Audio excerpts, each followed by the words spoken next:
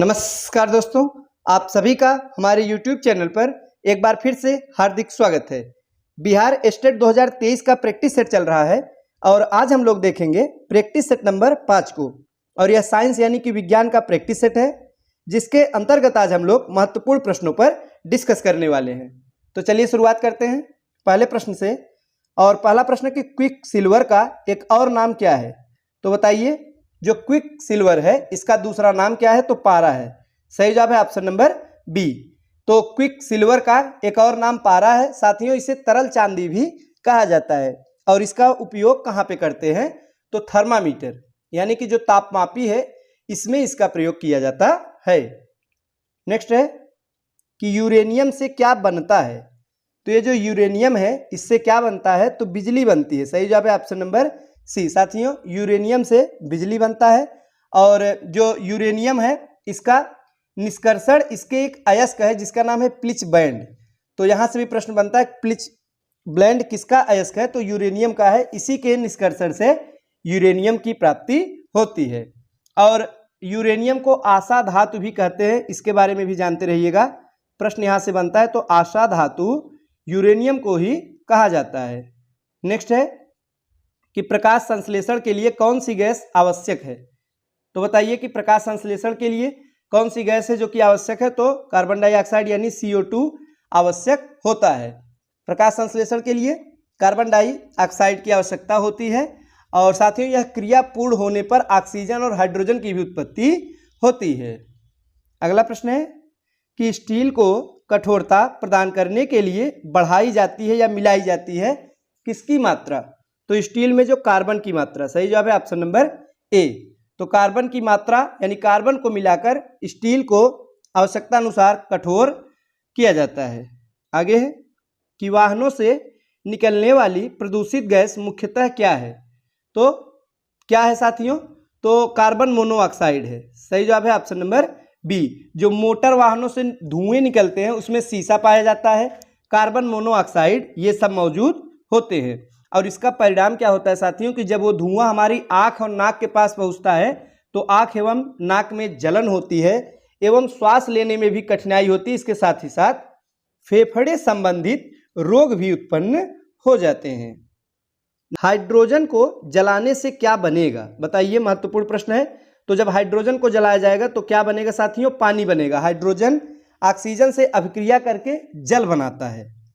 Next है कि पारे का मुख्य अयस्क क्या है? बताइए, पारे का मुख्य अयस्क क्या है? तो सिनेबार होता है। नाम याद रखिएगा, कई बार पूछता है। तो सिनेबार जो है यह पारे का मुख्य अयस्क है। वहीं बॉक्साइट किसका है? तो एल्युमिनियम का है। और आयरन पाइराइट्स लोहे का प्रमुख अयस्क होता है। नेक्स्ट है कि शुष्क बर्फ होता है। बताइए, शुष्क बर्फ यह क्या होता है? तो ठोस कार्बन डाइऑक्साइड। सही जवाब क्या होगा? Option number B. ठोस कार्बन डाइऑक्साइड गैस होती है और इसे ही शुष्क बर्फ कहा जाता है। नेक्स्ट है ब्यूटी पार्लरों में बाल संवारने हेतु निम्न में से किसका उपयोग किया जाता है? बताइए साथियों, जो ब्यूटी पार्लर में बाल संवारा जाता है उसके लिए किसका उपयोग करते हैं? तो सल्फर का। किसका उपयोग किया जाता है? सल्फर का उपयोग किया जाता है। इसके अतिरिक्त चर्म रोग में भी सल्फर के मलहम का उपयोग औषधि के रूप में होता है। आइए देखते हैं अगला प्रश्न। सोडा पानी में प्रमुख गैस होती है। तो ये जो सोडा पानी है इसमें प्रमुख गैस कौन सी हो? Carbon dioxide. अगला प्रश्न है निम्न में से कौन सा रासायनिक रूप से सर्वाधिक सक्रिय है? बताइए, कौन सा रासायनिक रूप से सर्वाधिक सक्रिय है? तो फ्लूओरीन। विकल्पों के अनुसार सही जवाब होगा ऑप्शन नंबर बी, फ्लूओरीन। आगे है कि दांतों को साफ करने के लिए उपयोग में जो पाउडर अथवा पेस्ट हम लेते हैं उनका स्वभाव कैसा होना चाहिए?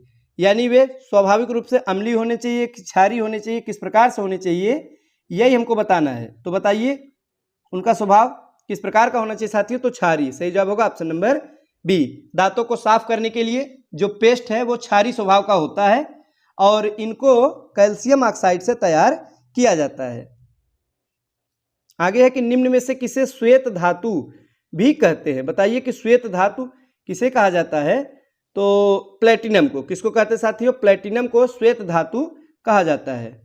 आइए देखते हैं अगला प्रश्न कि आलू के चिप्स वाले प्लास्टिक बैग में एक एंटीऑक्सीडेंट भरा होता है जिसे कहा जाता है। तो हम लोग जो चिप्स खाते हैं आलू का पैकेट बंद, उसमें क्या भरा होता है, कौन सी गैस होती है, ये हमें बताना है। महत्वपूर्ण प्रश्न है, हाल ही में ये एग्जाम में पूछा हुआ प्रश्न है। तो साथियों नाइट्रोजन, कौन सी गैस भरी रहती है उसमें, नाइट्रोजन गैस भरी रहती है। किसमें, आलू के चिप्स वाले प्लास्टिक बैग में भरा होता है। क्यों भरते हैं नाइट्रोजन गैस, तो इसका ये कारण है कि नाइट्रोजन गैस भरने से जो चिप्स है वो कुरकुरे बने रहते हैं और चिप्स टूटता भी नहीं है। यही कारण है कि नाइट्रोजन गैस भरी जाती है। आगे है कि अमलगम किसकी मिश्र धातु है। बताइए जो अमलगम है यह किसकी मिश्र धातु है, तो पारे की है। किसकी साथियों, पारे के साथ अगर कोई अन्य धातु को मिला दिया जाता है तो प्राप्त मिश्रित धातु को ही अमलगम कहते हैं। और उदाहरण में पारा और चांदी का मिश्रण, इसे अमलगम कहा जाता है, जिसका प्रयोग दंत चिकित्सकों द्वारा किया जाता है। नेक्स्ट है कि कौन से पीतल के घटक है, बताइए। तो पीतल किससे किससे मिलकर बना होता है, तो तांबा और जस्ते से। सही जवाब होगा ऑप्शन नंबर ए। तो जस्ता एवं तांबा, इसका एक ट्रिक है साथियों, पिताजी। आप पिताजी नामक ट्रिक से इसको हमेशा याद रख सकते हैं, कभी भी नहीं भूलेंगे। पी से हो गया पीतल, ता से तांबा, जी से जिंक यानी कि जस्ता। आगे है कि निम्न में से किस रसायन के कारण पटाखा फूटने से चमकदार लाल रंग दिखाई देता है। तो जब पटाखा दगाया जाता है या पटाखे को फोड़ते हैं तो उसमें से जो चमकदार लाल रंग दिखाई देता है वो किसके कारण है, तो साथियों स्ट्रोसियम के कारण ऐसा दिखाई पड़ता है।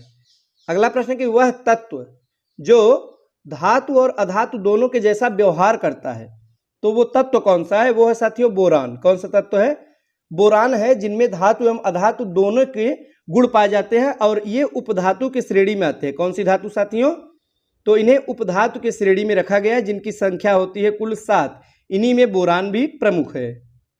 आगे है कि भारी जल का रासायनिक सूत्र क्या है, तो D2O। भारी जल का रासायनिक सूत्र क्या है साथियों, D2O भारी जल का रासायनिक सूत्र है।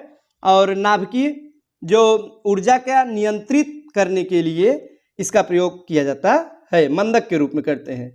आगे है कि किसे अनबुझा चूना कहते हैं, तो अनबुझा यानी बिना बुझा हुआ चूना किसे कहते हैं साथियों, तो CaO। सही जवाब होगा ऑप्शन नंबर ए को, यानी कैल्शियम ऑक्साइड को ही अनबुझा चूना कहा जाता है।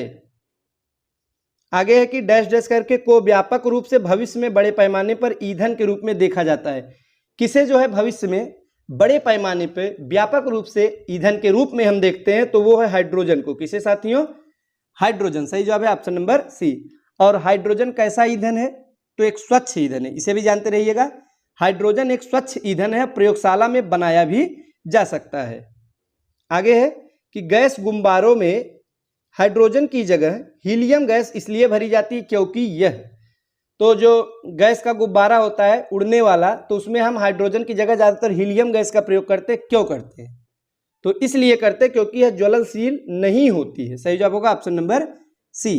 हीलियम जो है वो अज्वलनशील गैस होने के साथ साथ सबसे हल्का, दूसरे नंबर पर सबसे हल्का तत्व भी होता है। इसीलिए यही वजह है कि हाइड्रोजन की जगह गैस गुब्बारों में हीलियम गैस भरी जाती है। इसके साथ ही साथ हीलियम गैस वायुयान के टायरों में भी भरा जाता है।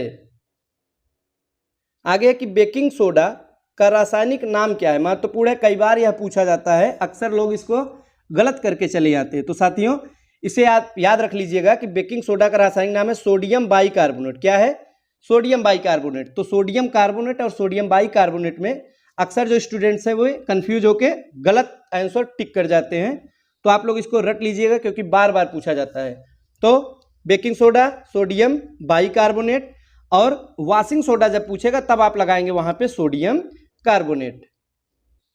आगे है कि चूने का पानी क्लोरीन से क्रिया करके क्या बनाता है, तो ब्लीचिंग पाउडर बनाता है। क्या बनाता है साथियों, ब्लीचिंग पाउडर।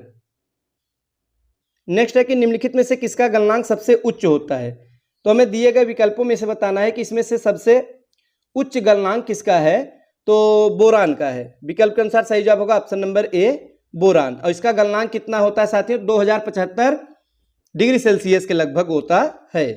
आगे कि पानी की टंकी में जो फंगी है उसको नष्ट करने के लिए इस्तेमाल किया जाने वाला रसायन कौन सा है, तो साथियों कॉपर सल्फेट है। कौन सा रसायन है, कॉपर सल्फेट एक अकार्बनिक यौगिक होता है जिसका सूत्र है रासायनिक CuSO4, और इसका प्रयोग कहाँ पे करते हैं साथियों? तो इसका प्रयोग है पानी की टंकी में जो फंगी को नष्ट करने के लिए किया जाता है। तो ये थे आज के महत्वपूर्ण प्रश्न। वीडियो अच्छा लगा हो तो लाइक करें। मिलते हैं अगले वीडियो में कुछ नए नए प्रश्नों के साथ। तब तक के लिए नमस्कार।